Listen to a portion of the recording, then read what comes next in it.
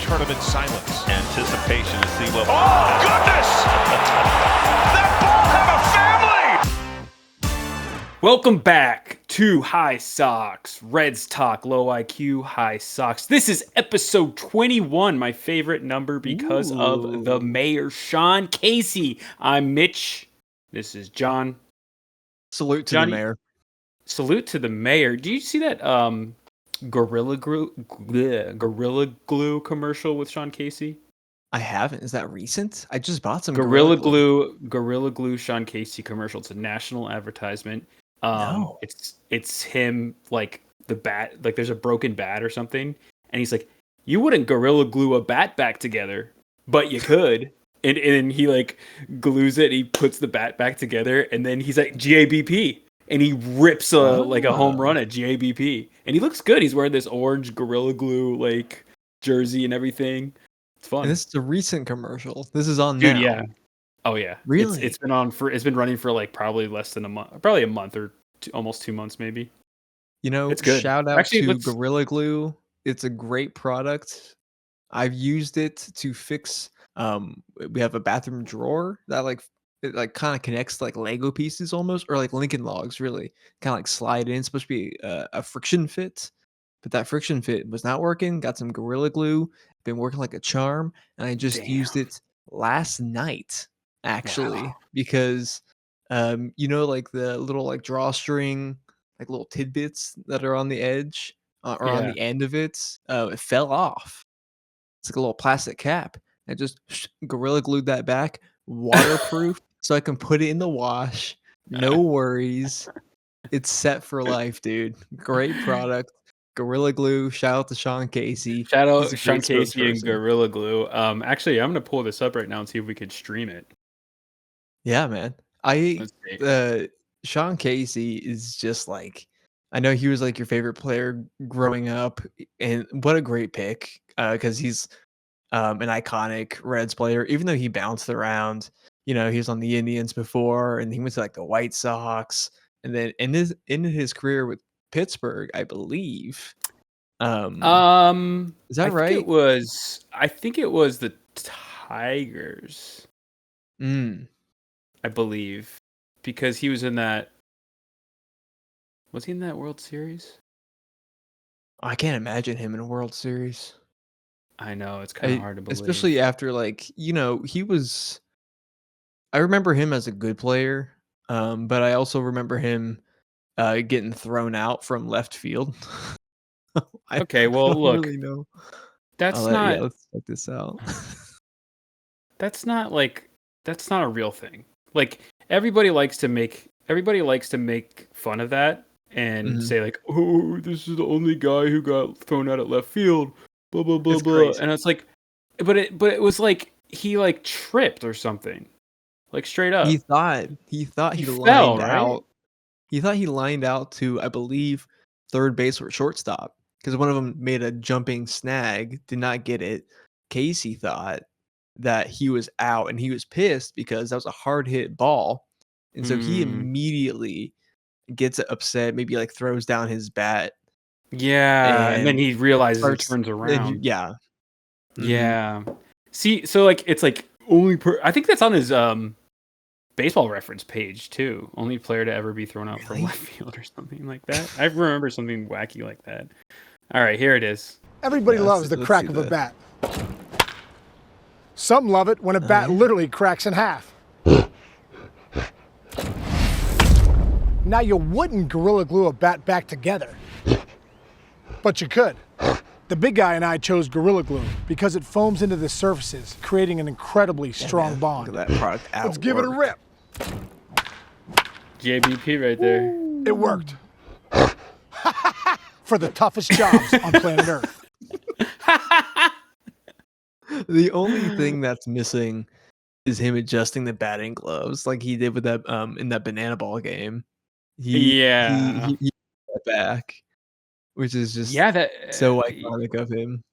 Yeah, that was cool. He knew his audience, and he knew that he knows how that's like an iconic like thing pre-pitch clock that he used to do. Of course, like I mean, he wasn't involved in pitch clock during those days, but to see that routine back in person was probably pretty cool for the people at the park, and it was cool for me to see it on social media. And then that was the same day he Yeah. blew up both of his hamstrings, double tear, running to double first tear of base the on a hamstrings. walk, on a 4-pitch walk.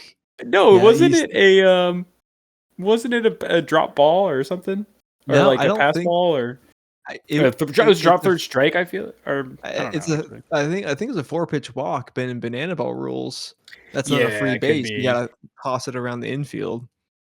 So he had to sprint his Yeah, way to first, and he did not finish man, with grace on that one, unfortunately. But he was on what a guy. Yeah, he was on MLB TV talking about it in the studio, because he went back to that studio job after the little stint as the Yankees hitting coach in Oh, in man. 2023. So he's back Yeah. at MLB Network, and he was in the studio, and he had these like big, I don't know what they were, like almost braces around his legs. He's describing what happened in Banana Ball, and they showed the video of him like kind of wincing as he went around first base, and he played it off like Yeah. pretty well. Like, I don't Oh, think yeah. if you're sitting in the stands, you know what happened. No. So, or even if you're watching, if you're watching the TV. So it's pretty interesting. I forgot about that stint Hilarious, that he bro. had in New York for a little bit, where, Mhm. Casey and Booney just, like, Casey chilling out and in the Booney. latter half of the season. What was Yeah, going on? I Like, don't. what I think. I would love to know how he performed as a hitting coach. I mean, clearly not up to expectations, or maybe it was just like a, "Hey, let's see what happens here." I mean, I don't know if he's ever really been in that coaching role before. I don't think It seems so. like he's been, like, after his career, um, wasn't he doing broadcasts in Pittsburgh? Or I remember hearing him or seeing him in Yeah. one of them, because he is a Pittsburgh native, yeah? No, he's a New Jersey native, but I Oh, think Pittsburgh was. I think he maybe was born in Pittsburgh. He was born in was it Tom's Creek? It's like the Todd Frazier neighborhood. mm, Or he was born in somewhere in New Jersey. So I think that Pittsburgh was just, for whatever reason, a connection. Um, Maybe not because of its proximity, but maybe because he moved at some point. I don't know. We're getting into the weeds with gotcha. it, but what I We mean really is are. that he was like, yeah, he did some broadcasting, and then he was the Yankees, or then he was MLB Network, and then now he went to the Yankees for like, I don't know, it was like 3 months or something like that, 2 months. Because I think during that year the Yankees were battling with a lot of like adversity, and they were really not performing that well. They were like they were a 500 team. Mhm. And that was the year I think the Reds did they sweep them in New York that year? It was an off year for the Yankees, and so I think Booney and the management was just trying something, like get in Casey. He's an energetic guy. Maybe he can Yeah. just do something in these last 2 months and get the guys motivated. And it was probably an easy way for Boone to replace the previous hitting coach with a friend of his who could just step in and like in sort of an interim role before they really figured it out next year. So I think that's kind of what his position was. I don't think they've just let him go because he wasn't really living up to it. I'm sure that it was like, oh, we'll try it, and then we're gonna look at some other people. But if you want to step in for the rest of the season, hang out in the Yankees Mhm. clubhouse, help me out with the team a little bit, come on by. So I think that was more of the frame of it. And I did see, I don't know if it was his. I think it might have been his jersey on eBay from as a Yankees hitting coach that was going for like Whoa. $400-$500 or even more. I don't remember what the price was, but he wore some weird number, like I don't know what it was, like 44 or something. Oh, Um, yeah. and of course with the Yankees, there's no nameplate, so it's almost like like pointless to get what is supposed to be a Sean Casey Yankees jersey without Sean Casey on the back of it. Yeah. I know it's an unpopular take. I'm glad Ben's not here for this because he would fight me on this. I'm just not a fan of the lack of nameplates on jerseys. I know the Yankees and Boston, they don't have them. It's kind of like a throwback look, and the argument that you always hear is like, well, you got to learn the players. You have to know who the players are. You have to like, remember their faces, remember their numbers, get ingrained in that fandom. But I just feel like, I don't know, if you're a major leaguer, don't you want to see your jersey with your name on it too? I think some of the magic is lost with that. I mean, iconic pinstripe look, I can't deny it, but give me the name, man. Give me the Yeah. name. Well, especially as a fan, like I'm sure the players are just like, I'm a Yankee. I'm representing the pinstripes. You know, Mhm. I'm like, this is the peak of my career. This is what every player dreams to be a part of. So I think it's less about that, but I agree as a fan, you want to represent your team or you want to represent a player that you like. And I know that they have like the templated jerseys with the nameplate on the back just for the fans. Yeah. Whatever. It's weird though to wear that because that's not the actual uniform. But yeah, I kind of agree with you because I do like, the nameplate is an iconic look in MLB. You remember when everybody was like pissed off last year when we went like, I don't know, 10 font sizes smaller Yeah. than what originally we had. Right. So it does kind of complete the look. The Yankees uniform is classic. The Red Sox uniform is classic. So I'm not gonna hinge on it too much, but I definitely No, want if I'm getting a jersey of a team and a player I really like and I want to splurge, I definitely want a name on there. I think so too. Yeah, because for the Reds at least, and for most other teams, you get that like generic blank jersey with no nameplate on it. Yeah. So it'll never go out of style. But I don't know. I want to represent a player, a past or hopefully current player. It's kind of hard to do that with the Reds because they kind of cycle through guys. You hope Ellie's going to be that guy for a long time, Yeah. but you don't really Yeah. know. Um, Most of my jerseys, and in fact, I think all of my jerseys have gone out of 2019. style. They're all from I 2019, I feel well, like. I have a Suarez jersey, and I did wear that to a game before the trade deadline, kind of like hoping that Oh, that's cool. we Yeah. would maybe get him. But Yeah. no, I got my Dietrich, of course. I got my Lorenzen. I Yeah. have a knockoff India jersey. Nice. That might be all of them, but yeah, those are Yeah. just like weird players that I've enjoyed over the years. I kind of thought Yeah. We all thought India would be that guy who would stick around, especially after having a rookie of the Yeah. year season. I Just didn't work mean, out. I think everybody hoped that he would be that guy. I think he was kind of the leader in the clubhouse that we wanted him to be, and I think he was kind of ingratiating himself with the new players who were coming in. So I think he kind of was starting to become a pillar and sort of a veteran presence when, before we traded him. So that kind of sucks, but he just wasn't really doing it on the field and he wasn't really hitting. And, we have a player, Matt McLain, who we talked about it the other day, who profiles exactly like Jonathan India. If you look at the stats this year, I think Jonathan India has what is it? A 0 WAR, and Matt McLain has a .3 WAR. So you're really splitting hairs in that department. You can't really compare that. And then I think that um, India's OPS plus is like 85, while Matt McLain's is 75 or something like that. So we're really Okay. splitting hairs, and they really are kind of. I guess you could maybe make the case that McLain is more solid defensively. I'd have to I like look at the numbers, but it's still like why even compare these two? Yeah, But that yeah, point three I wish India WAR. was that guy.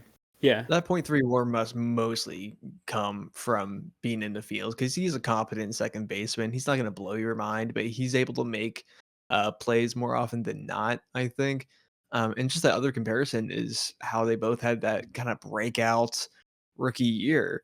McLean's was not a full year, but when we saw him in action that first year, we were all kind of taken aback. Like, this guy is maybe the real deal. Mhm. He was just consistently good, Yeah, and that's why it's such a bummer when we missed him yeah. that second season. And now seeing where he is now, it's kind of hard to tell if this is who he really is, or he's still just working out the kinks at the major league level. I hope that's what it is. I think with how Fraley just got DFA'd after a minor injury the other game, I think to end the series with Yeah. Milwaukee, uh, them leaving him behind and hanging on to McLean, Obviously, McLain's a younger guy on that rookie deal. I have to imagine the Reds are looking at him as someone with a potential future in the organization. Give him, maybe half of next year. I don't really know. I think his value is extremely low right Yeah, now. You can't really do much with him, you can't. unfortunately, Yeah. besides just like make him some other team's project. But yeah, I think it's really apt comparison that you made between him and Mm, India. We haven't had a really solid second baseman for a little while now. yeah. At least one that's consistent. Yeah. Yeah. I guess, I mean, obviously Brandon Phillips comes to mind, but was there Mhm. anybody after Phillips I can think of? Um, hmm. I mean, yeah, I think you're right. It's been a long time. Yeah, that Um, infield's been very strange these past couple of years. yeah, Just with the turnover, I mean, the solid piece was Votto holding down first base, and Votto. with him gone, it's very strange to see someone else there still, I think, for me. Yeah, it is Uh, weird. I agree. that Steer's been kinda holding it Steer, down for yeah. past. Plus, he's Yeah. like a smaller dude, right? He's like pretty small compared to Votto. I mean, Votto was jacked to the fucking tits, dude. I Yeah, me's he's big he's a and big he's guy. tall. Yeah, he's maybe Mhm. not that tall. He's probably like 6'2", 6'3", maybe. I He mean, that's definitely tall. profiles as bigger than Steer, Mm, but yeah, now, after the dust has settled after the trade deadline, I'm wondering if Hayes is going to be that kind of cornerstone piece of the infield. As strange as that sounds, at least I, talking defensively, because I know well, we have Ellie at short. He has not been performing well at shortstop, especially in these past couple of weeks. That Brewers series yeah, was painful, and we yeah. can get into the Brewers series in a bit, but you just watch Hayes, and he just makes play after play. The Angels are currently playing game one here with the Reds, and he's made, I think, two just show-stopping plays at third effortlessly. It's amazing. Yeah, he's kind of like a profile from he's a player from yesteryear because I feel like that was such a, I think that we value defense a little bit more as a league, as a sport, a couple of years ago. And maybe I'm just kind of drawing conclusions where there's no conclusions to be drawn, or the Reds just simply haven't had like competent, consistent infielders for a long time. And I think that is probably another piece of the puzzle because we had Zach Cozart, who was a pretty good shortstop. We had Scott Rowland, who was a great third baseman. We had Brandon Phillips, who was a sensational second baseman. Joey Votto could pick everything at first. He was a Gold Glove. So we haven't really had 80 good defense in the infield for a long time. It's been since probably 2013, 14. Um, maybe, I mean, not counting Votto, maybe you could include like we had who do we have? Who's that guy? The oh my gosh Mets guy. Oh, Iglesias, was Jose Iglesias at shortstop. ridiculous. That was maybe our best defender since Joey Votto, or Man. him and Joey Votto were our best defenders in the infield since 2013 or something like that. So it is cool to see someone like Hayes like actually play defensively sound baseball, and I think that, man, I mean, I gotta think that Ellie at this point, maybe not this year, maybe not next year, is going to be in right field at some point in his career, and sooner rather than later. I think he's going to probably have the same sort of thing that happened to Tatis. I think he's going to go over there. And it sucks too because he has the range as a tall, lanky dude in that infield, but he makes a lot of mistakes. And basically, I think that Brewers game um, on Sunday. Oh, Matt McLain just error. We were just talking about it. Matt McLain just an error at second base here. That Brewers game, Ellie like overthrew Steer or drew him off the bag or something, and that base runner ended up being the go ahead run for that home run in that game. So it costs us, and it's cost us before, and especially when you're playing a series with the Brewers, who are the best team in baseball currently, and you're chasing the Mets down in the wild card. It needs to be defensively sound. It needs to be locked up. I mean, these are simple, fundamental plays in a lot of instances, and he seems to just screw them up. I think he probably has, I would imagine, top 2-3 errors. I think he's been the leader in errors this year. I'm sure that he's going to claim that title by the end of it. I think it was so evident in the Brewer series just because they hit the ball so much. I mean, they're the best team for a reason right now. And like it or not, like the ball will find you when all those hits are coming, and he makes two consistent errors. He overthrows a lot. He tries to make a play happen a lot of times way after there's potential Yeah, to make a I was play. But I was gonna say, he tries to force it in there, and he's got yeah, like a really strong arm, and he'll just airmail it over, rifle and it. then Yeah, and the second is he goes out for a deep ball that's maybe in shallow mid, center or left. And we saw it with the Brewer series where he kind of like gets in the way of a play that maybe he really didn't have any right to be there.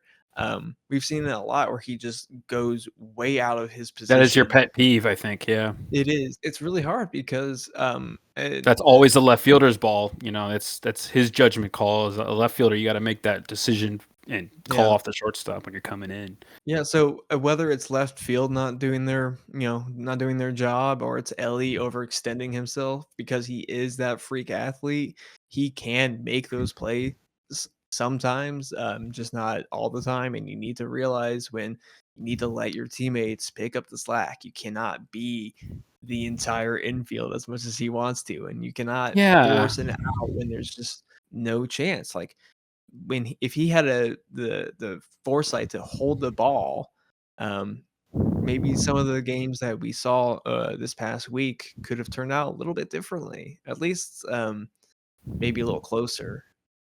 But yeah, it's interesting. It's going to be interesting what the Reds end up doing with him as he kind of progresses through his career in the infield, and I think that he could very well move to right field or be a DH. But it is interesting. Something that Barry Larkin says, very fond of saying on the broadcast, is it's about that internal clock.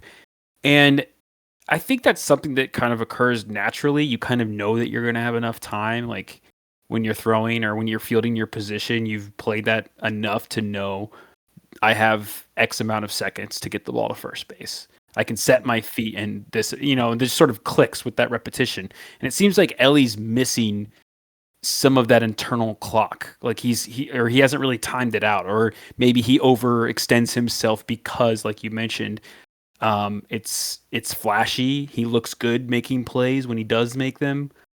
He wants to utilize his 5-tool abilities. He wants to defensively be impressive. So perhaps he does see his name in lights and see the glory of making a sensational play. But I think he's just rushing, or he's like kind of in a mental funk with it. yeah, And he's not the worst defender in the world, I don't think, but he's definitely feeling like a little bit of an outcast on this team, even. So, I've he may noticed not be those the worst. throws coming way late, like to first base. Yeah, Like the runner's already through first when it's coming in, and that's happened several times. I'm like, you have to have that internal clock. You can't just yeah. throw 100 miles per hour at first base and get the runner out every single time. You got to set your feet. You got to field the ball cleanly. These are just fundamental things that I think that he's been struggling with. Yeah. He may not be the worst fielder right now, but he is probably the one who's making the most mistakes right now. And it's at this Yeah. point in the season when we cannot make those mistakes. I've been Yeah. listening to the radio, as you know I like to do. And the Longest Cowboy, throw Jeff on Cowboy. Brantley, Yeah. He made a really good point at the beginning of the series with the Phillies, I think, where it's like we're getting down to it, and if we count it, you have 16 games that you're allowed to lose, and that doesn't mean if you only lose 16 games, you're in. It means you have a chance. So you want to perform better than that, but really you have 16 games. So when did he Um, say that? Is that before the I Brewers believe he series? said that I believe he said that at the top of the Philly series, so at the top of last week. So we've Um, lost 3 already. we've lost 3. 2 to the Brewers and yet 1 to the Phillies. Um, yeah, so if you're making these just fundamental baseball mistakes, that's costing you runs, and we see it. It's not an if it happens, we see it happen. We're not going to be competitive. We're not going to even get a chance to be competitive when it matters most. Um, so I don't know. I think that we've seen this Reds organization make moves kind of suddenly. You know that Fraley DFA was a bit of a shock to me. I didn't see that Yeah. happening. Not saying it's a bad move necessarily, but I'm saying like if Tito sees something and he wants to move his guys around, I don't think it's going to happen this year. But I think if this continues to be a sticking point, it should happen next year. It should happen. We need to do something. We can't just keep reliving these same mistakes and expecting them to change. You know, we Mhm. need to make that change. And who is it? It's Marte. They've made that change with him already, sticking him in right field, and he's made some mistakes. But we need a guy out there right now, and he's the one who's kind of like, the man for the job right now. Yeah, yeah. I think that what I've liked about Tito and what I've liked about Krall's decision making, I'm a critic of Krall. I don't know if he's going to be the guy moving forward. Um, People made a comment about how the Fraley DFA sort of makes that Suarez Winker trade look bad because he Mm. came over from that. So, um, our return for Suarez and Winker was basically, at this point, there's no pieces I don't think that are around today in this lineup. And I think Marte came from Seattle. Yeah, So that's something that's in progress. We've seen great flashes from him. we have. And then Arroyo still in the minors. So at this point, it's sort of, I guess that was for the Castillo Yeah, trade. So maybe, yeah, the Winker Suarez thing, it didn't seem like we got much from that. Anyway, I'm just kind of derailing this. What I meant to say is that what I've liked about Tito's managerial decisions and Krall's managerial decision, or Krall's as a GM, has been, this is a cut your losses type of season. It's almost like this is an audition for next year for a lot of these players. You're saying, can you hack it in this league? Can you hack it on this team? Are you going to turn things around? CES is still in the minors. Mhm. We got rid of Diaz. We DFA'd Fraley. This is a wait and see type of thing. This is an audition. These players are basically going to decide by the end of this year if they're going to be on the Reds next year. Or the Yeah. Tito's going to decide that, not the players. But I think it's been refreshing to see this. The Candelario thing. Candelario was cut with that amount of money still to pay him. That's a memory that I feels mean, like it's that was it's it feels like it it's was 5 years ago. it's distant. At this point, it's distant. He's an unremarkable talent, at least in this environment. So I think that these have been refreshing decisions. Mhm. We've been deciding pretty early on that this is not going to be the makeup of our team, and I love that. It's Yeah. hard because then you're realizing some of these things aren't panning out. You're realizing these players that you got in 2022, 2023 are not going to be the core of your team, So it is refreshing to see us have real decisions on players instead of just sort of saying we're going to keep on rolling these guys out because we believe in them, which we've seen in years past with David Bell. Yeah, we have. So I think it's kind of cool. It's going to bite us in the ass at some point. I think that's just a natural order of things. Like you're going to cut somebody who's going to perform somewhere else. You're going to trade a prospect who's going to pop off somewhere else. But it's clear that a lot of these guys just don't belong on the team. And I hate to say it, Fraley, like I was out on him. I mean, I think a lot of people were hard done by it because he was injured.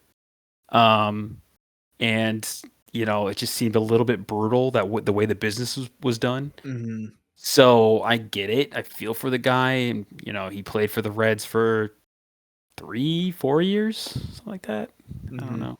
Yeah. So it's thankless, and I think a lot of fans are saying like, "Wow, just like that, like that's kind of brutal." Well, is he gonna win a World Series with the Reds? Is he gonna hit? He's not is he going to gonna? be a factor in that if we make it to that level. I think that's a good point.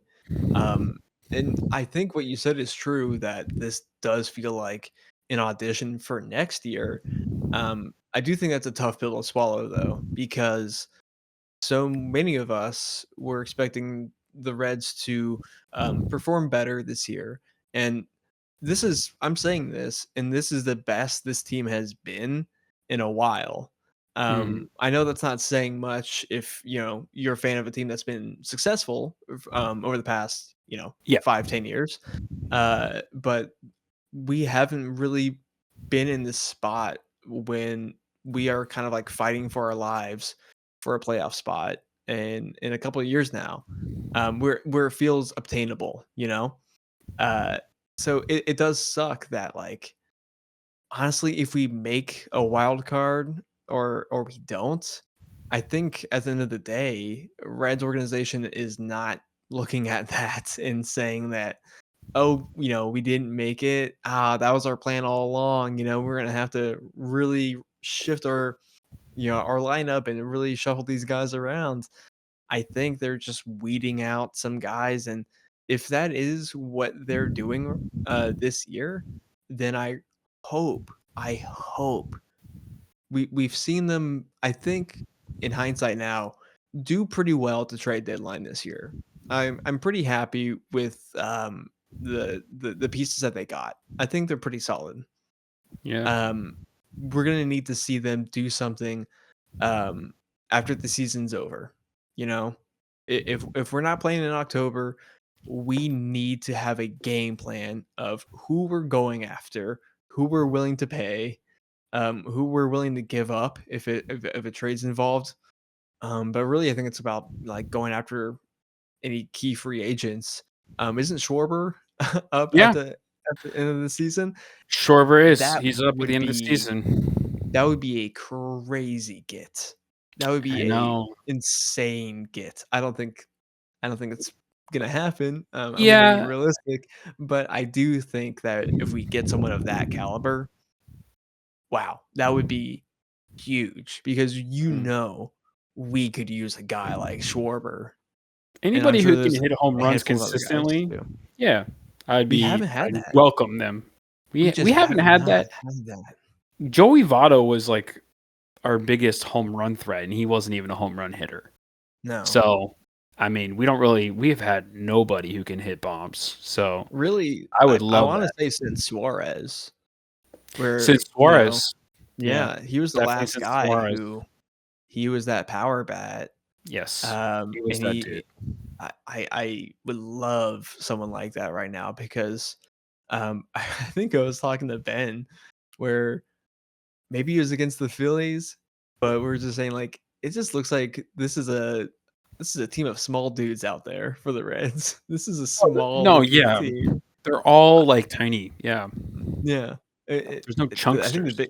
the biggest guy might be Trevino. I don't know, but Yeah, having a big power bat like that. I've been Stevenson's saying big. this. We've all been saying we need a big power bat. But Yeah. getting that maybe after the season as like that final piece to get us ready for 2026. Yeah. I think that'd make a lot of people excited. I think so too. And this is a year. I think we're understanding it as a year that everybody wanted us to kind of go for it. But I think with Tito's mentality, he's looking at this like a year to set his basis. Like he's gonna set the stage next year. He's gonna bring in all the people all the callbacks. I'm making theater parallels. All the callbacks are coming. And then hopefully, we have like an ace in the hole. We have like a big star who can come in and just kind of fill the lineup a little bit. And even if it's not Schwarber, I don't know who's a free agent available next year. I have to look. It can be somebody who just hits 25, 30 home runs a year. Because even that would be an improvement from where we're at right now. I don't think we have anybody at 20 home runs, do we? I can't Is that imagine true? so. Does Ellie have 20 home runs? No, I don't think so. No, he's been kind of in a home run drought here for a while. Yeah, He's don't been in he's a been slump for a hitting couple of weeks. But yeah. yeah, I don't remember the last time he's hit a home run. No. Yeah, it sucks though. It does suck that it wasn't the time to go all in, push your chips into the center of the table, and say, let's make a push. I think possibly the thought process of why we aren't doing that is because we're in third place in the division fighting for a wild card spot. Maybe if we're fighting for a division title, possibly possibly they want to go all in on that. I would love to see that next year as a possibility. It's kind of hard when the Brewers keep finding a way to win. I think I even said that in the beginning of the year. Like, yeah, Cubs could be something, but the Brewers find a way, and they are finding a way this year. I think me and you both said the Brewers. I think that they have just shown time and time again they may not be the sexiest team, but they get this shit done every year for the last 6 years, something like that. Yeah. So it's going to be hard to challenge for that. And speaking of the Brewers, we should kind of revisit some of the series that we had going on. We had the Pirates, and then we had the Cubs, Pirates, Cubs, Phillies, 4-game Brewers. series against the Pirates to end the week before last. That was Thursday through Sunday. We ended up splitting that series. Unfortunately, that was a sign of maybe not things to come, but it was a bad start to this road. Actually, well, we're on the road beforehand in Chicago, but it was Chicago before the Pirates, and then it was Philly. So Philly was the start of last week on Monday. So after we split the series with the Pirates, pretty disappointing to only split the series with the Pirates. Yeah, that was one where you at least want to get 3 or 4. Hopefully sweep them because they are the Pirates, but we did that episode where we talked about how we weren't hitting and we weren't, we went in on the hitters. We went in on the team for just not being able to produce runs besides that one 14-run ball game. And then they came back and they played the Phillies. Yeah. And getting 2 of 3 with the Phillies feels good. Lost that first one, but the next 2, 6-1, 8-0, winning pretty handily. You feel good after that series coming up against the Brewers. It's still scary going against the Brewers, no matter what. We could have swept the past 2 series, and you're going to be sweating against the Brewers. 3 series, I believe. Yeah, but you're feeling scared going against the Brewers, and we had a reason to be. Yeah, I mean, we were looking. I mean, I was excited after the Phillies series. I think that we did things right. Our pitching was just awesome. Like it was just lights out. Like the starting rotation was lights out. And that's when Hunter Green came back during one of those games. Is that right? Yeah, he did. What did he do? Like he did 80-something pitches, 6 innings. I can't remember. Abbott has had great outings recently. He had a outing against the Phillies. He had I think he had an outing against the Phillies. Was that the game that we lost? He gave up 4 in the 8th inning or something like that. That was unlucky. Oh, right. Yeah. That was That was unlucky. That was the first Mhm. game of that Phillies series, I believe. That was unlucky because he was pitching such a great game, and he had some hard contact and some base runners. I think there's a couple miscues that allowed runners to advance or something like that. And then Santillan kind of blew it open, and those runs were all charged to Abbott. So Mhm. it was a little bit unfortunate, but he did give us 8 innings, and then he pitched really well against the Brewers. Sunday, was it? He's pitched in as the finale. I believe that's right. Yep. Abbott pitched 7 innings, giving up 4 hits, no runs, 7 strikeouts. I mean, this Um, guy is a workhorse, and like this is where we're Yeah. getting all of our best people in the rotation. Like we're stacked there. But we were complaining about the runs, we were complaining about getting on base, and we saw a little bit of that in the Brewers series. But for the most part, this last week, we've kind of woken up. I mean, we can't hold a lead apparently, but No. we have been hitting and we have been scoring runs. So that's been kind of nice to see the bats kind of come alive. I was talking to a friend who said the offense is inconsistent, and that's just the perfect word to describe it, because I think you can go in on these hitters and be like, what are we doing? We've had so many of these runs where we're scoring like 4 runs in like a week or something like that. Or 4 runs in of 2 series or whatever, or 1 series. And it's easy to go in on them, but they can jump out at you and make some really, impressive innings happen. Like that 7-run inning that we had against That's the Milwaukee.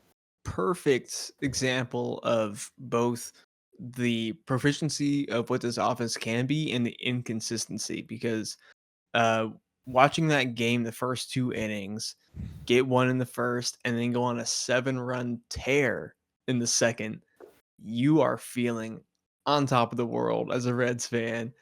And then after that, I don't believe a single Red got on base for the rest of the game.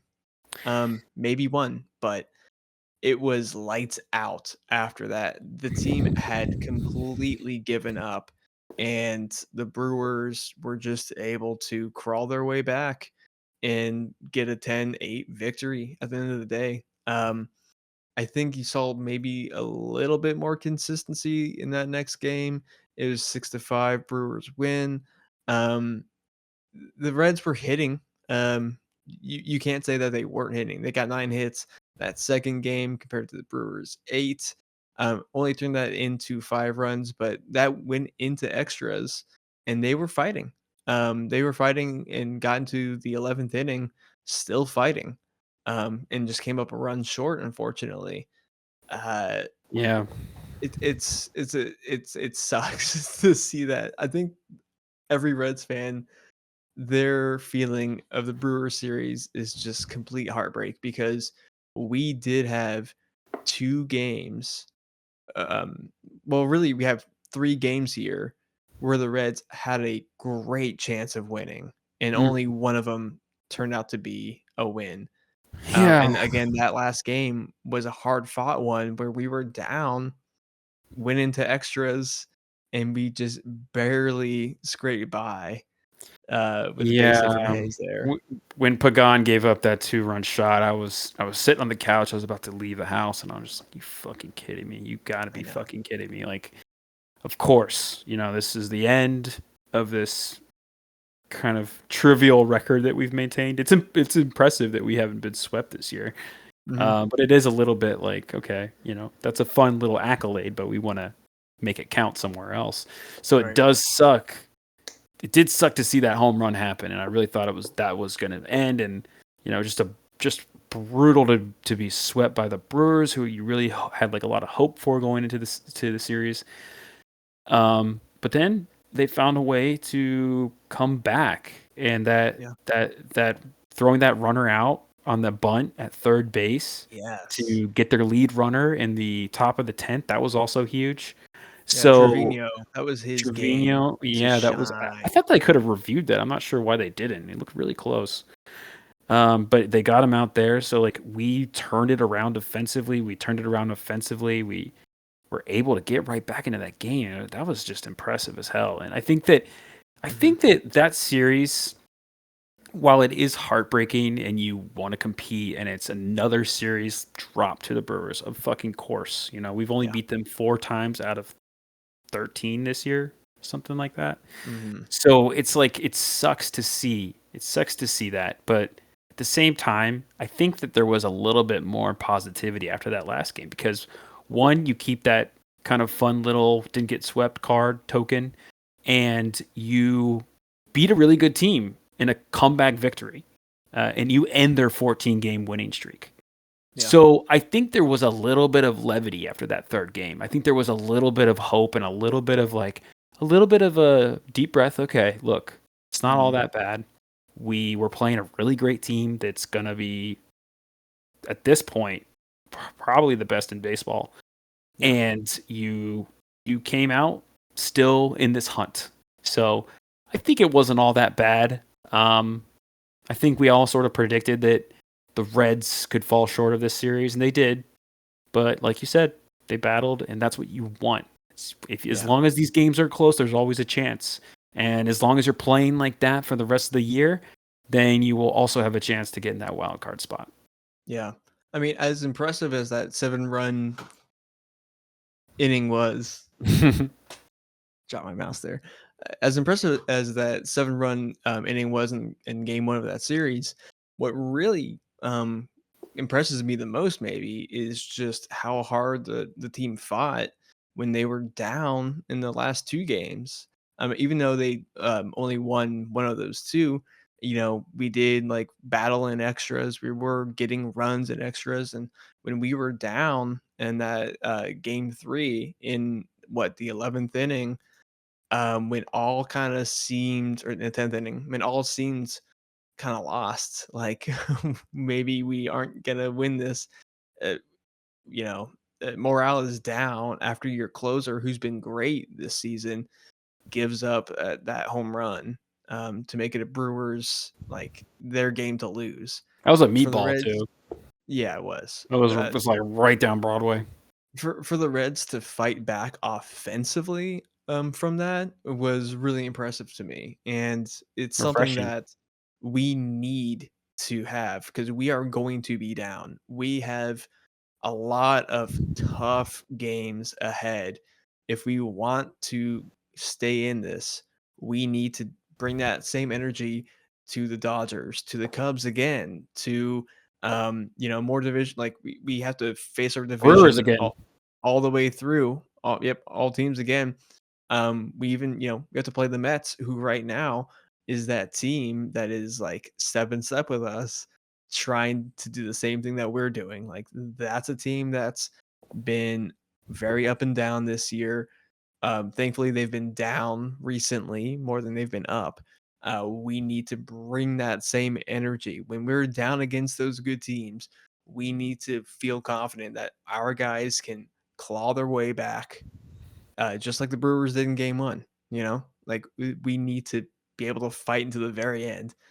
I think we are very used to this team kind of just giving up when all seems kind of lost, and they're just gonna chalk up this game as an L. We'll get them next time. Yeah, there's no next time. We're running out of that. We're absolutely running out of that. Yeah, and it's good. It's good to be in step. And if you lose some of those 1-run games, like if you're in May or even June, you're like, that sucks. But at some point, we need to win more of those games than lose, because we're fighting for our lives right now, and we're fighting for relevancy. And basically, if we were able to, there's Hayes getting a triple right here. Let's keep Brian, dude. Wow. Let's go, baby. Been a surprising add to this team. Lead off triple on the top of the 8th inning right now in the Angels game 1 series. Game 1 of the Angels series. Yeah, so you need to start converting these games. And, the second game of the series, the Reds needed to convert that. So we need to look down the stretch and say, if you're in these tight situations and you're down, like you said, they're going to be down. They're going to be down late. They're going to have heartbreak. They're going to have a better team or a equal team or a good team past them and take the lead, they're going to play fundamental baseball, and the Reds need to really kind of grow up in those moments and try to convert those into wins, because you are kind of staring down, like, not to be dramatic, the barrel of the gun that is like saying, you have limited time. So we got to convert some of these. And we did, to their credit, we did on Sunday. Mm-hmm. So I hope that we roll through this Angels series and somehow find that momentum again. And then we can, take the latter half of August and with a positive mental state. Yeah, just looking down that barrel right now at the teams that we have yet to face, I just want to look at teams that are on paper winnable series. We have this Angels one right now, 3-game series in LA. Then we go to a Suarez deficient Diamondbacks road trip. That's a team that is at least below 500 right now. If you go to their subreddit, their fans are like, so you're saying there's a chance, Like us. after they feel a little defeated after the second half of the season here. We have the Athletics later in the year, and then on paper we got to beat these Pirates. We Bro. have to beat these Pirates. Are we but getting Skeens again? I Man, don't. It hard may to be too tell from far. this. That's the end of September when we play them. That's the second to last Oh, and then that's the series, Brewers. and then it's the Brewers to end it in Milwaukee. And that's the flip side, right? We have the Brewers again. We have the Cubs again.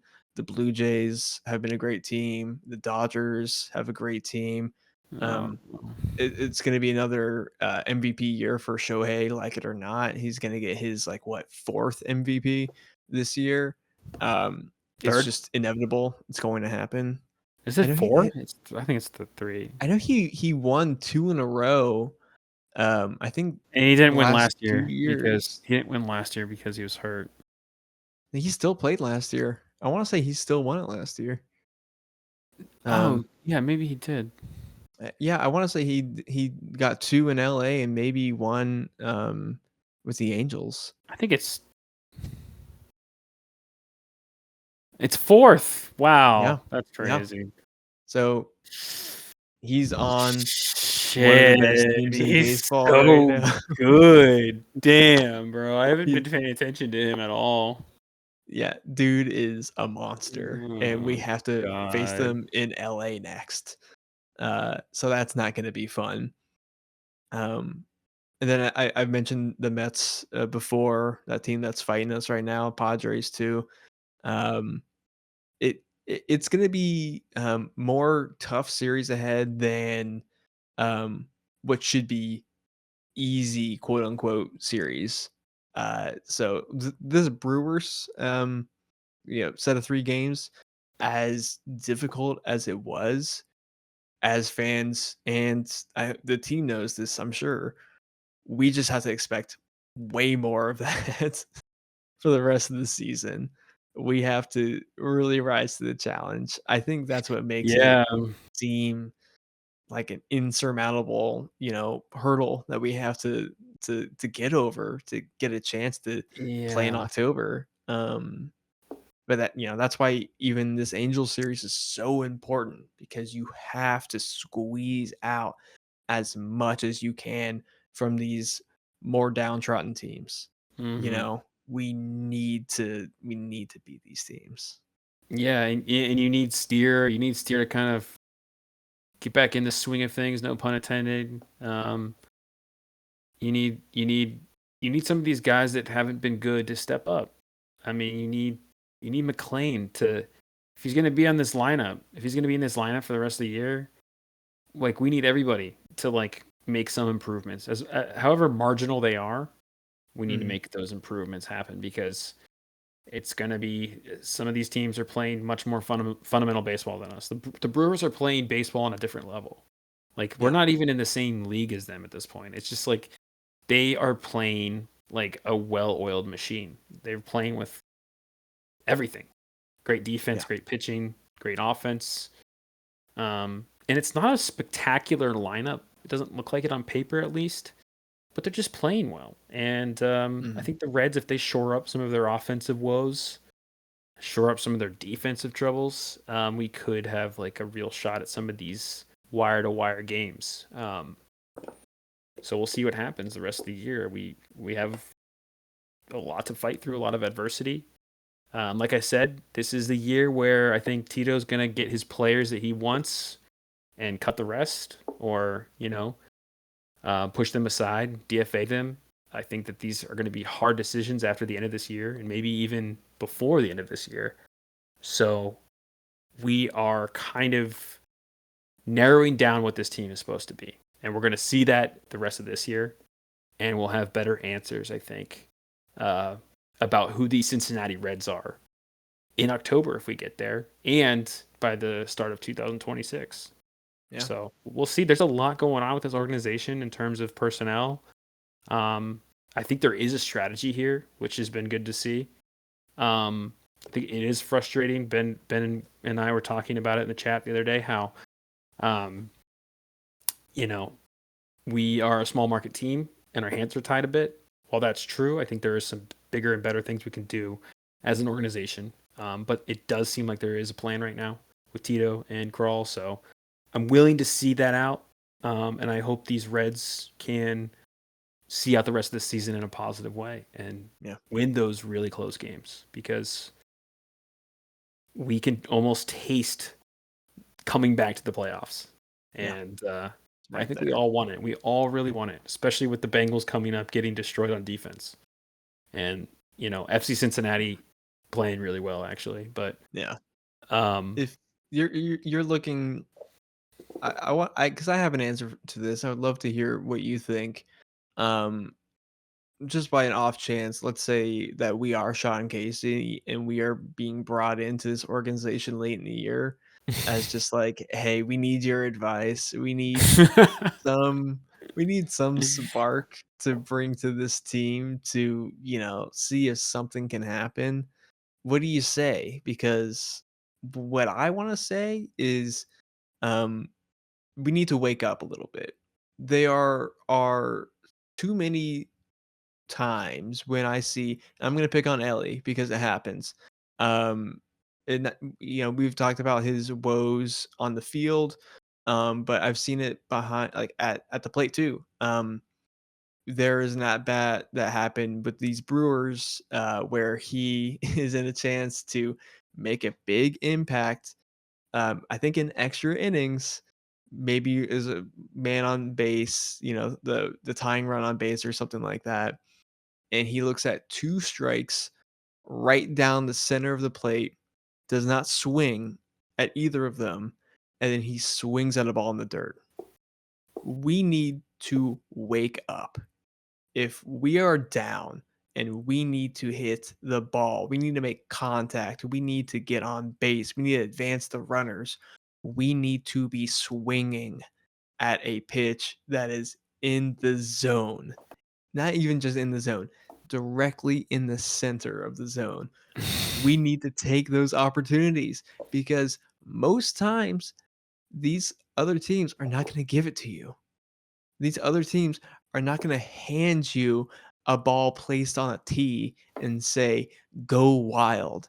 And when they do, and you just sit there and say, you know what? No, that's not my pitch. Wake up. Wake up. It's not just Ellie. It's not just Ellie. I think everyone needs to make sure they are ready to take advantage of any misstep, especially when hitting, because we need to get these runs. We need to get them. We're not going to get them with the home run all that often. We're not a big home run team, so we need to get guys on base and we need to advance them. That's my advice. Yeah. I think my advice would be, I mean, if I'm speaking from my baseball experience, however limited it may be, I think there needs to be more patience.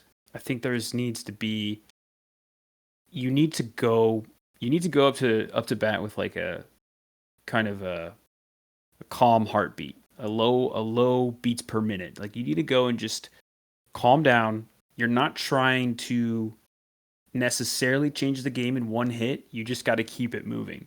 And I think oftentimes I see Ellie swinging out of his shoes, or I see McLain swinging out of his shoes because it's been a frustrating run for them. It's been frustrating. I mean, imagine McLain coming back from injury and feels like he doesn't know how to play baseball anymore. I mean, that's so frustrating to happen for a prolonged period of time. And Ellie, who hasn't hit a home run in presumably a few weeks. So, I mean, you need to go up there with a steady heartbeat. Like, just calm yourself down, calm the nerves down, look for your pitches. Like, we're not trying to hit anything and everything. We need to be maybe perhaps a little bit more selective, or just try to calm your brain, calm your nerves. Because I think I see a lot of nervous players who want to make an impact. I see a lot of eager players wanting to make an impact, and I think that is a really hard place to be in because you're thinking now about changing the game, about being a hero, about doing your part, but it becomes, I think, obsessive at the plate. So I think it's something about keeping your head level and just focus on the game, focus on what you can do. It can be as simple as Will Benson taking that intentional walk the other day. Like, these are little things. These are little things, like, you know, I mean, obviously he has no control over that, but I mean, his profile and like he had his place in that moment that ended up making the Reds a better team in that moment. So I think that you have to just embrace the role that you're in and just try to do better. And I think if you just come up not thinking about changing the game, not hitting that home run or grand slam, you want to just move the line. Just move the line. That's what the Brewers do. They're not hitting like a ton of home runs, as far as I know. They're just moving the line. They're playing baseball. They're getting through the gaps. They're hitting through the holes. And the Reds need to play baseball like that, you know? Yeah, you really can't underestimate the pressure that you put on an opposing pitcher when you have men on base, especially when it comes down to the wire. And it's late in the game and they're trying to stay afloat and they're trying to keep you at bay. uh you, we saw it happen against those Brewers, when bases were loaded. Yeah, I think honestly two of those batters may have been intentionally walked. Yeah, it was I two. It was two. Yeah, um they loaded the bases for Hayes, yeah. Hayes. But I think, I don't know if it was Sadak or someone else who said that, like, this is this pitcher maybe is not used to like dealing with this much traffic, and he did not live up in the moment. He did not shine through. It was a risky move by Very risky move. yeah, by the Brewers. I think at the time it made sense on paper, like you want to set up the double play and get out of that inning, but then walking Benson, it becomes like He may have reached on an error. no, Benson was intentionally walked. It was his first ever intentional walk of his career. Really? I know Ellie was. Ellie was intentionally walked. They were both walked because I think they walked Benson just for matchup sake.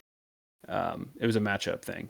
And I think that who was pitching that day for the Brewers, he was having trouble pitching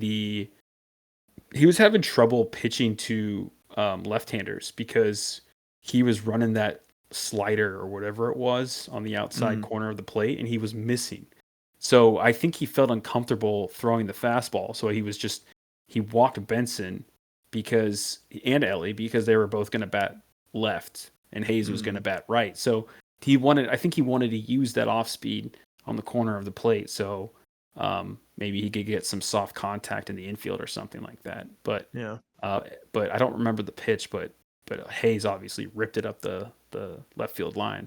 So yeah, so Benson was intentionally walked, and I think that then there's no margin for error, and I think he was also missing the zone. So it's like, okay, you have a pitcher who's missing the zone, then you load the bases. Is this a recipe for success to intentionally walk two people to load the bases and not have a free spot when this guy can't even hit with his slider?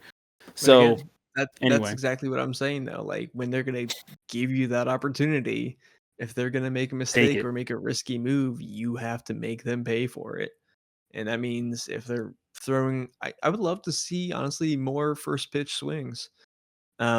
If if they're gonna like just throw a fastball in the zone, that's just kind of like a, hey, I'm showing you what I got. I know a lot of guys are gonna take on that just to see, especially first time around, just to see what they just to see what they got. Um, but honestly, I'd love to see these Reds batters put a little bit more pressure on the defense. Whether And I that's swinging at first pitch, fastballs, or maybe like making sure you truck down that first base line on what might be a routine play. Like, get a little pressure on them, because we've seen our team make mistakes that cost. I it's not like we're the only team that's capable of making these mistakes. When the pressure's on, everybody feels it. Yeah, and I think if you go up to the plate with a little bit of a more calm demeanor, don't do too much. Like what did Hayes do the other day? I mean, he ripped it down the left field line, but I mean that was a ground ball in the infield. I Yeah, mean it was ripped, but it was he it was a didn't try base to do hit. too much except pull the ball. He Yeah, pulled the ball, base hit. He hit it. He hit it where the pitch was. Like, he's not thinking. You could be thinking grand slam there. You could be thinking I need to get this ball elevated, but he's like, no, I just need to get this contact. I need to get this ball in the infield somehow and give the Reds a chance to win the game. So I think if you do that and you approach those at bats with anything that can help move to the next batter, move down the line, then I think we're going to be in a position where we can battle more. So it might be a mentality thing. These are all intangibles in a sort of sense, but maybe we need to subtract a little bit and think less about how can we hit more home runs and more hmm about how can we put pressure on the pitcher? How can we put pressure on this defense? And that's by yeah, just getting simple contact. That's what McLain needs to do. He just needs to think about how he can just hit the ball where it is. And if he grounds hmm out, he grounds out. Just get that ball in play. It's surprising to see how many times the Brewers were showing bunt. Uh, Yeah. I honestly maybe haven't seen a team at least make an attempt to bunt, and I don't know how long, honestly. Uh, and that's just like those guys going up there saying like, "Hey, I'm gonna," even if they don't follow through with it, on every pitch, they show that bunt pitch one, that third baseline, that third baseman's gonna maybe like try to go in. Now the pitcher's thinking about like, okay, I need to make a play. They're gonna try to advance the runner. I need to make a play at Anything. first or whatever. Like, it, hey McLean, next time you're at bat and there's like a man on base, fucking bunt, dude. Play like you're Fucking bunt. play like you're holding the controller in MLB The Show. Like play Yes. like frustrate. Just Show that frustrate. show that Yeah. bunt over and over, really get into the Consistently. head of the other guy.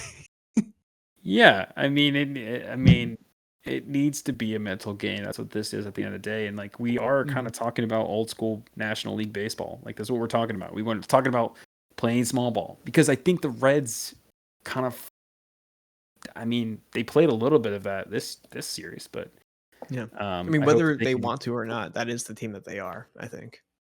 Yeah, and we can't be thinking about glory. We just got to think about moving along and trying to get into this wild card spot. So I hope they Yeah. can do that. Looking pretty good game one against Angels right now. So that's a positive Yeah. thing. I think the Mets have been winning actually, haven't they? Oh boy. Well, I know they were on that like what 10-game losing streak or something like Something like that. that. Wild card. They did take the last 2 games from the Mariners after losing 11-9, so they made it a close one. But before then, they lost 2 of 3 to the Braves. Got swept by the Brewers in 3. Got swept by the Guardians in 3. So they ended the series, the Mariners, on a bright spot, which is unfortunate because, you know, they won 2 of 3. We lost 2 of 3. Mhm. So a bit of a bummer there. They Well, actually, have, tonight will be after this episode premieres. We will be a game back from the Mets. So tonight, that could change. We could feasibly be tied with the Mets in the standings after tonight. So, and by that I mean Tuesday. So we'll see. The Cardinals really slipped. The Cardinals were right behind us by a game, and then they're 4 games back from us. That's kind of crazy. Yeah, I'm not leaving anything up to chance at this point. No, a lot can you know, happen. There's still a month and a half left of baseball. they're a team that could slip in, or at least ruin our chances. You know, I think I again think back what the Cowboy said. Trust in the Cowboy. You only have this many games to lose. If it was 16 before, now it's 13. You know, take a look at the schedule, and not saying Just like in the Cowboy. I'm not saying like pick out the games that you want to lose, but if we end up losing these next two to the Angels or get swept by the A's, you're running out of losses that you're feasibly allowed to take, unfortunately. But hey, that's our advice to the Reds organization. I think if they want to hire us, we're available. Yeah, we're available. I would quit my job and join the Reds. Yeah, I'm doing a heartbeat. I'd be the GM for the Reds, and actually, never mind. I don't think I'd be the GM because it's a thankless job. Probably, people are scrutinizing you at all times. Yeah, I couldn't deal with that mentally. I'd break down. We can't even get TikTok commenters on our side more often than not. I don't think the trade Ellie thing was like sort of hilarious and awesome. Because it was like, to me, that was like a massive misunderstanding. Like, it was like, okay, we're not saying trade Ellie now. We're saying like this organization has to think about it in a couple of years. Because I think if we're not going to sign him, you want to get value from him. That's all. That's the simplest way to say it that anybody who watches baseball can understand. I think. I think that there was like, I think people thought that we were talking about this deadline, and I don't know. Right. It was also like the thought experiment of like, if we're not going to keep him long term, then when is the time to think about moving on, right? And yes, and making a move when his value is high, and trying to get the most out of him, especially on that rookie deal. So whatever. I welcome the feedback. Me too. I welcome it with open arms. But yeah, I think we had a couple good points in here tonight I think so too. What this team needs. I think the pitching's been phenomenal. We did have a few breakdowns a little bit in the last series against the Brewers, but Singer pitched great tonight. Pitched great on Monday against the Angels. Do we have Hunter Green going Tuesday? Tuesday. I would love to see him again. Maybe not Hunter Green. If it's not Hunter Green, it would be Littell. I think it's Littell. Then would be Green after him to finish out the series. Think so. Yeah. Having him back right now is just like God. Huge, man. I mean, huge. And by the way, have such a strong first game back too. I mean, fantastic. Yeah, fantastic. See this drivel being written about him, about like how he needs to step up and become a leader. I did see that. What the fuck is that about? How am I supposed to take from? What am I supposed to take from that? I'm sorry. So strange. That person was that Sheldon? Was that Mark Sheldon? I didn't see who wrote it. But they can write an article like that, and we can't entertain the idea of when Ellie should be traded or how he should be traded, or most people, I think most people were pissed about that. I think a lot of Reds fans were pissed about that, obviously. Oh yeah, because Hunter Green is a leader. And he's a good pitcher. Just hurt, It's I hate and we don't have to go into this. I do hate the tag of injury prone. And I think Hunter Green might be leaning that direction Every for pitcher's some injury people. prone. I know. Every pitcher. You go to the fantasy waivers and you look at starting pitching.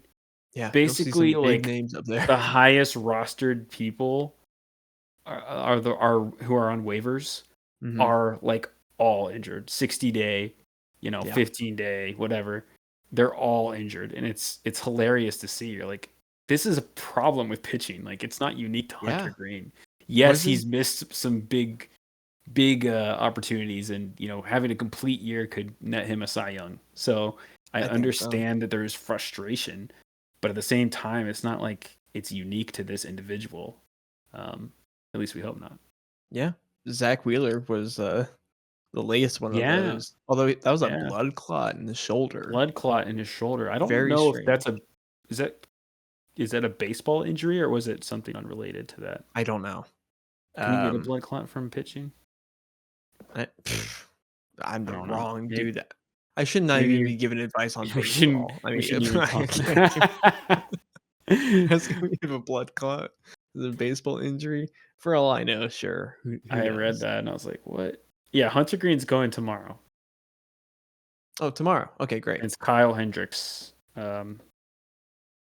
Tomorrow as in Tuesday. Yes. We got to remind ourselves that. Yeah, so we'll see how it goes. As in Wednesday? Tuesday. Thursday. Tuesday. Hunter Green Tuesday against Kyle Hendricks, former Cub. That sounds put right. Put that in your memory bank for Immaculate Grid. Immaculate Grid, yeah. What else is happening? FC Cincinnati beat the Portland Timbers. I like to talk about that when I can. Just inject that into randomly. Of course. Evander, our number 10 goal scorer, showed up in his old city of Portland, Oregon. Scored a goal, had an assist. Fans said, Cool. fuck you, Evander. And then he celebrated in front of them after the goal. Oh yeah. I bet that felt great. Oh, yeah.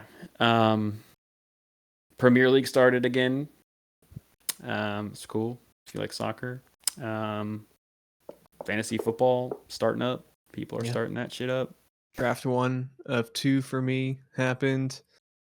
I haven't done a single draft yet. I'm in 2 leagues. Yeah. I Bengals feel played very, today. very shaky about that one. Yeah. They win?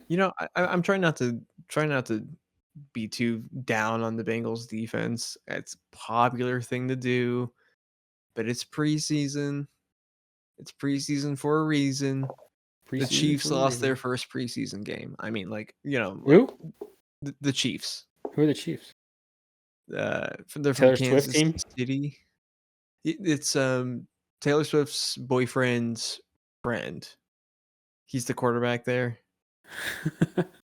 They Taylor usually Swift new win. album. You see that Yeah, I did see that. coming out? You like that? I'll pop it on. She's naked in it, I think. Not half naked. She's like in a Showing- pool or something. She's like in like cellophane or some shit like that. Yeah, I don't know what it is. It looks a little freaky. She looks like gooey. It's just like kind of She looks gooey. sticky. Sticky, yeah. Like, I put my hands like on her, but it's like it's like alien coming out of the chamber or whatever. I don't know if it's dripping like with goo. saran wrap kind of sticky or if it's like goo sticky. It's weird. Yeah. I think it is like a saran wrap. I feel like. Yeah. Yeah, she's like gonna be fresh. She's like a pizza dough, fermenting in the fridge. I don't know. I did see one song on that album that was called in all caps "canceled," and I'm just, ugh. That's bad. I'm not like a Taylor Swift shitter, That's not No, me my neither. role. But I mean, come on, that's a terrible song title. Actually, I am a little bit of a Taylor Swift shitter. I don't really like the cult of personality that she brings in, and I feel like So some of I it's don't know. unintentional. I her have to music imagine. it is unintentional. Her music has never really grabbed me. I like By the way, clip Espresso. this for like freezing cold takes. By the way, of two guys on a fucking baseball podcast talking about how Taylor Swift is not their cup of tea. She's a billionaire also. I thought what happened to that energy of like taxing the rich when it comes to Taylor Swift? You know what I mean? Yeah. No, What happened to it that? all What happened to that energy? Like we lose that energy when it comes to Taylor Swift. Why? right. You know what's not lost is the like private flight logs. People track that shit. People do shit on her for flying everywhere. People track. Oh yeah, especially during the football season when she was, in London one day and then taking a PJ to Kansas City to watch her boyfriend. I believe he's a wide receiver. I'm not really sure. Doesn't really matter. Watch him play a game and then fly back out to Paris the next day. I mean, It is crazy a how lot. she's able, like these celebrities, how they're able to keep up appearances, because I know it's probably in some respects it's an easy life, but in others it's like a really hard life of like you must be exhausted. Like I'm exhausted after a week of like work and Yeah. whatever else I'm doing, social activities. Can you imagine every day you're flying somewhere else? Like I would just that's no way to live. That seems Dude, horrible. a commute of 40 minutes, for me, it's like, fuck that, dude. Are you kidding me? I'm exhausted. I gotta 40 sit down minutes and on have the a beer. 75? Yeah, 70. Yeah. Oh my god, that was horrible. It's Ugh, like I just had the worst day today, babe. I gotta. Can you make dinner? I gotta sit down and have a beer and let me watch just throw the the Reds damn game on. game. Yeah, yeah. Yeah, yeah. It does sound The exhausting. Reds game, a very unpopular thing in my household. Only half the people here like it. She doesn't like the Reds?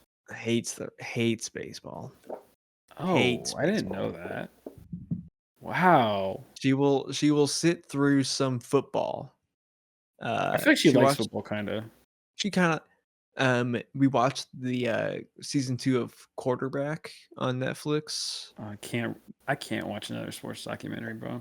It followed Joe Burrow, which is kinda why I was interested in seeing it, and, Kirk Cousins, and God, Jared Goff.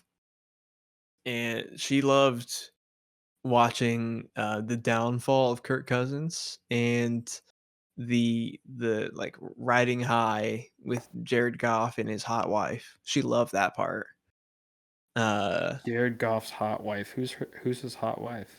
She was is or was a model, for Sports Illustrated.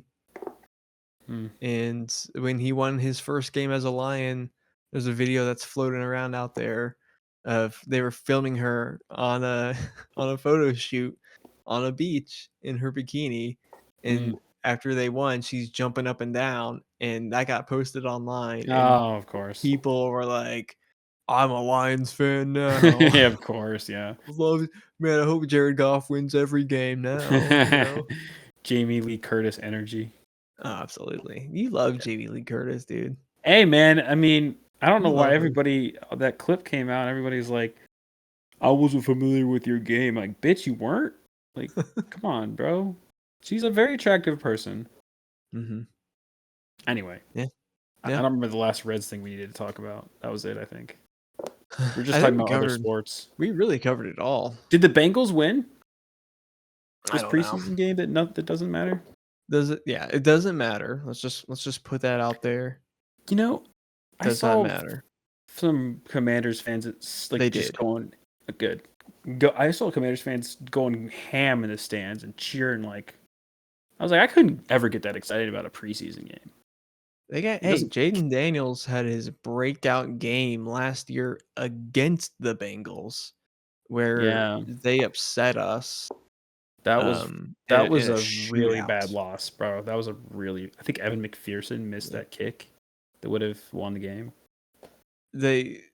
A lot of things did not happen, and now that's fresh in my memory. The Commanders also upset the Lions, um, in the playoffs Playoffs, yeah, last yeah. year.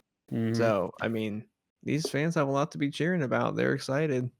I saw something that Troy Aikman said today during the game. Talked about how like the Bengals ruined a Joe Burrow like MVP year, which true, but also Sure. I if I can have the soapbox for a minute, I want to say like how I'll allow it. bullshit it is that MVP is completely contingent on your team getting to the playoffs. I just think that's so wrong. That's such a misnomer for the accolade. It doesn't make any sense. I mean, if you're the most valuable player, you are the player who is most valuable to your team. Like, you are the player who's most valuable. Maybe, you would be the most valuable player in any team that you would join feasibly. And Joe Burrow is that type of character, that type of person. So I don't understand how or why we are attaching playoff runs to an individual and saying, well, you may have had the best career stats. You may have had the most passing yards. Your quarterback rating might have been the highest, but you didn't get to the wild card game. Let's not forget, he also allowed his teammate to win a triple crown, which is an accolade that I think is at least partly shared with the quarterback, because you need to have a good quarterback in order to have, what was it, most receptions, touchdowns, and total yards. I believe that's what the triple crown is. But it's an unfortunate thing that it's stupid. It's the tend to go only to league that does it. It's the only league teams. that does it, from my understanding. I don't know if NBA does it though. Someone can correct me if I'm wrong. But I mean, certainly soccer doesn't do that. Certainly MLB doesn't do that. Like Trout, So it's I think it's tough because like there is no WAR equivalent for football. Every position is so specialized, where everyone in baseball is doing relatively the same thing. You're either hitting or just pitching, and pitchers get their Cy Youngs, I don't but in football, like, it should be the quarterback, honestly, because that's the hardest job in sports. But for it to go to a team, that like the best team's quarterback, basically, it's a bummer. Arguably, Josh Allen should not have even won it last year. Because I'm pretty sure Lamar Jackson had better counting stats than he did. Who knows? Who knows? Yeah. He already won. He already got one, or two. Whatever. It's a bummer, but I guess Joe Flacco can kiss his Browns MVP year goodbye. His Browns MVP year. Yeah. You're talking about this year or 2 years ago? This year. Okay. Was he MVP 2 years ago? No. He came in and played 4 games. Oh yeah, that's what I thought. Yeah. Because he came from the Giants, right? I think he came from maybe the Jets.